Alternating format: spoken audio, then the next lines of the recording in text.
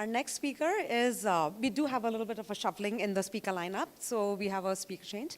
Our next speaker is Khushboo Aggarwal, who is the founder and CEO of Zyla Health. She founded Zyla Health to improve the quality of life of millions of chronic patients across the world. Zyla brings doctors and their patients on a streamlined virtual platform to help doctors deliver the best healthcare outcomes to their patients. Khusboo has been associated with the healthcare industry for the past many years through consulting stints at Deloitte and Monitor Group across developed and emerging markets. She has executed large, complex strategy projects on digital health, value-based care, and certain therapeutic areas such as diabetes, obesity, oncology, for leading life sciences and health insurance companies. Welcome, Khusboo.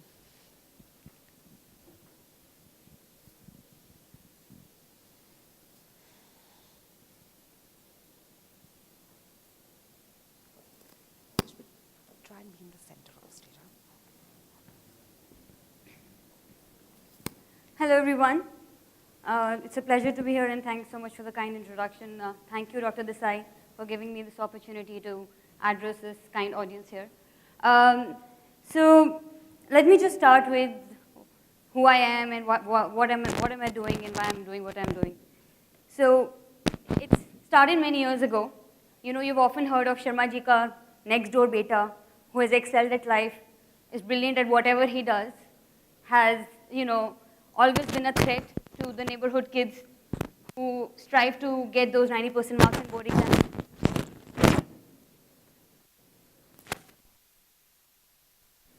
Sorry about that.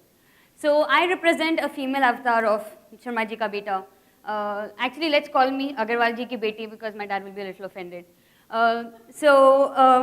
Yeah, I was, you know, the topper at school, and my parents were very proud. I ran after every accolade at school and tried ensuring that I am always on the top of the list for teachers and everything. Went to BITS Pilani to do my pharmacy honors, which actually was a challenge because a lot of aunts and uncles kept thinking I'm becoming a farmer, and I had to say, not a farmer, I'm doing pharmacy honors. So went to IIM Kozhikode for my MBA after that, and got to healthcare consulting by serendipity. So all was good. I was, you know, for a project in California with my consulting team there and my client there, and the life was going good, and for a lot of people, I had arrived in life. What happened one fine night, though, while I was in California delivering this project, is what changed the world upside down. I got a call from my mother, and in a very grim voice, she told me that my father had suffered a heart attack. I was miles away, 24 hours by flight. There was immense shock, and I was unable to comprehend what just happened. Of course, I refused to believe what she was saying, and I kept thinking the doctors must be fooling them. So I asked my mom to, you know, make me talk to the doctor, and I was like, he's absolutely fine. He has diabetes, that's all. And he's been having his insulin shots and his medicines and everything, and we're on top of those medicines, so there is no way this is happening. You've got something wrong. He was not, of course, happy with what I was doing, and per the golden hour concept we've been hearing since morning, he was trying to explain to me that, Khushboo, we're losing time. With every passing second, we're losing a heart muscle, and you're making this difficult for me. I refused to believe again. I asked him to share the ECG. I sent the ECG to the 5 doctor friends I had, and I was like, you know, something's wrong. Can you help me with this? What they told me within the next 15 minutes was that it's a massive heart attack, and if doctors don't act upon it now, we'll potentially lose him. I took the next flight back from California, came back to India. Of course, through those days and hours and months of running around the hospital corridors and doctor cabins and pharmacy stores and diagnostic centers, life really hit me hard. That was when I thought, okay, it's not as easy as I thought. And honestly, I started questioning myself. I was solving all these complex healthcare problems for the world, and healthcare was messed up within my family. I'm a healthcare person. I'm known to be a hypochondriac among my friends. My friends call me up and ask me, Khushboo, what's the atta that you eat? You don't eat wheat, right? How do you keep healthy? Or what's that one new gym routine you started? Or Or what is that new thing your mother puts in the milk which keeps you guys healthy? And I couldn't predict this. I couldn't ensure that my father does not suffer this heart attack. It was all very hazy. During all of this mess, I kept thinking to myself, something's wrong, I'll come back to it. Let me just fix this first, I'll come back to it. What happened during those 6 months of hospitalizations, post-op care, medicines, second opinions, third opinions, fourth opinions, bypass surgery, and whatnot, is the story I want to share with you here. Of course, if you guys have a similar story, I would love to hear from you as well. I zoomed out a little bit during those 6 months, and I realized it's not a problem which is restricted to my family. We kept thinking that lifestyle diseases, chronic diseases, are a problem of the developed world. You know, we are a developing country. Let us deal with smallpox. Let us deal with polio. Let us deal with all the infectious diseases. It's fine. We're doing okay. You know, polio is under control. TB is under control now. Smallpox has been dealt with. We'll get there. We're doing fine as a country. What we didn't realize, and honestly, I had not seen this graph until those 6 months while I was doing healthcare consulting for my clients sitting in America, is that India has a highest probability of dying from a chronic disease, or what we call a lifestyle disease. It's called a chronic disease because it never leaves you. It falls in love with you and stays with you for life. So 25% probability that each one of us can die of a chronic disease. 1 in 4 chances that we will die of a chronic disease.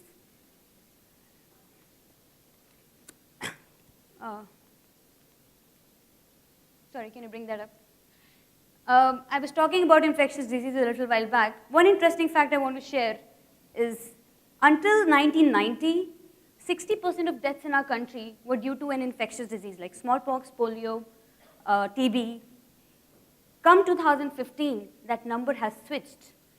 65% of deaths in our country today are because of a chronic disease. Heart disease, kidney disease, lung disease, neurological disorders, cancers, name it, you got it. Only 20% deaths today are because of infectious diseases, a big win for our country. The government has done a fabulous job in actually bringing infectious disease control camps to each and every part of the country. But 65% deaths today are because of a chronic disease. And I'm a little surprised that since morning, we have not heard the word chronic diseases in any of the talks. So I want to talk about it, and I want to highlight what impact it has. Can we bring back the presentation, please? Yeah. So, of course, all of us go to Google for solace when we are in trouble, and so did I. I went to Google, and this is what I read all over, right? Kidney disease, heart disease, lung disease, diabetes was all over the place. And quick question to the audience here. What do you think is the percentage of people in the country who are living with one or the other chronic disease? Any guesses? That's too high, sir. Let's not go there. So 25% of our country, which is about 300 million people, is actually living with one or the other chronic disease. Another quick question. Raise your hand if you know some person in your close family who has a chronic disease. Thyroid, hypertension, diabetes, cancer, lung disease, asthma, nerve disease, epilepsy. Most of us, right? It's part of our lives. We are living with it, and we are failing to, understand how to deal with it. What this also leads to is, as we heard in the morning talks, a huge, huge economic impact on the country. $6 trillion, as Mr. Swaminathan mentioned, will be lost in economic loss due to non-communicable disease, or what we call chronic diseases, right? And it just doesn't end there, because of course for all of us, we will think we can afford it, right? We have health insurance, or we're in top companies. We can probably just pay for it. We'll be fine. But no, it's not just about the cost. It's about deteriorating quality of life every day and every night. And mind you, that's not just only for the patients. It's for each and every family member who lives with the patient. And you guys will agree with it, that if one person in the family has a chronic disease, that becomes life for you. That is what you think of when you wake up. That is what you think of when you're preparing a meal. That's when you think of when you're putting sugar in your tea. That's when you think of when you're going to sleep. And that's probably something that keeps you awake at night. After my father's incident, no kidding, I could not sleep for 3 whole months. There would be this level of noise in the house, and I would wake up thinking, oh my God, is he having a heart attack? Do I need to do something about it? It was just insane. And that is the level of quality of life impact we have on each one of us. Only because, not because we have a chronic disease, but because we didn't manage it well, so that it led to deteriorating conditions, complications, hospitalizations, and worsening quality of life. So what is not under our control potentially is our, probably, we are prone to chronic diseases as a population. We say we are prone to diabetes. What is under our control is preventing those chronic diseases. And even if that doesn't happen, what is under our control is actually managing those chronic diseases so well that it doesn't lead to complications and hospitalizations and a vicious circle of hospital expenditures and whatnot. So what we started to understand from all of this is that what is missing in diabetes management, if I take my father's case, was the lack of continuous focus on management, right? So while he was taking his medicines, he was taking his insulin shots, there was no daily monitoring. There were no diagnostic tests or lipid profiles that are required for a diabetic to do day in and day out or on a month-on-month basis that were happening. He was missing his doctor follow-ups while I'm sitting in the US thinking he's doing all fine. And we were missing reading all his symptoms. He was under angina pain for 1.5 years before the heart attack struck him. And I was doing consulting for, heart diseases and diabetes and other similar diseases. So it was, I would say, I lost a battle there. So I don't want others to lose this battle. And that's why we created Zyla. The idea behind Zyla is that we want to make chronic disease management continuous, seamless. If you are diagnosed with a chronic disease, it's very easy to manage it through continuous care and conquer the disease. The 3 most important elements in chronic disease management are the doctor, the patient, and the caregiver, right? You would think that patients don't care, or they don't think health is important, but the person who thinks health is important is the caregiver. You would agree for your parents, you would do anything so that they lead a healthy life and they follow their treatment. So we want to not just bring the doctor and the patient together, but bring the caregiver in this entire gambit, right? So the doctor and the patient and the caregiver continuously communicate. If the patient or the caregiver thinks that they have a problem, they immediately can raise their hand, and the doctor, in a very efficient manner, can address the issue at hand. We created Zyla so that doctors, when they end their day every day, they end it with a smile, and they think, I did the best for my patients love me, and they'll be fine. We created Zyla so that when patients live their life every day, they're not scared of hospitalizations, of falling sicker, of falling out of treatment, of worsening quality of life. And honestly, for very selfish reasons, I created Zyla for caregivers so that they can sleep peacefully at night without the guilt that, oh my God, something's about to happen. Oh my God, did I do enough? Putting some more context to what Zyla actually is, it's a very easy communication platform between doctors and their patients. Doctors can offer this to their patients, and patients can, as I said, raise their hand when they have a problem. Not only that, on Zyla, prescriptions are no longer static text. They are actually prescriptions which come to life, and they help you through your chronic disease journey. They talk to you. They tell you what is needed when.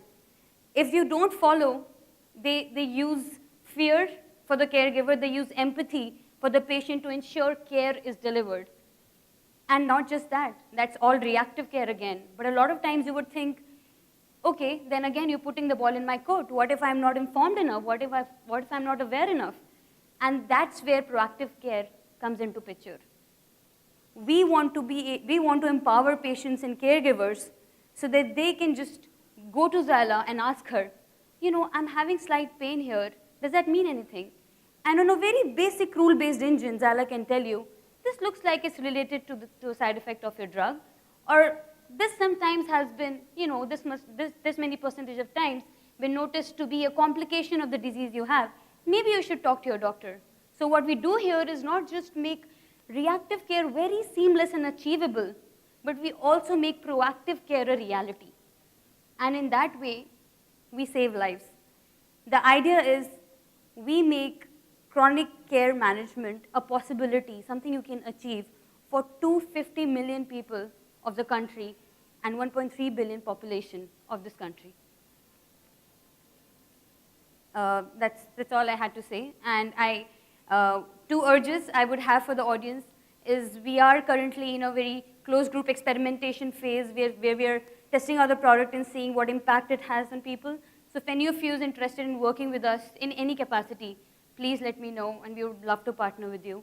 And the second piece of thing that I wanted to say is, I've been talking to a lot of young people lately to get them on board. We are building a huge medical team and a technology team.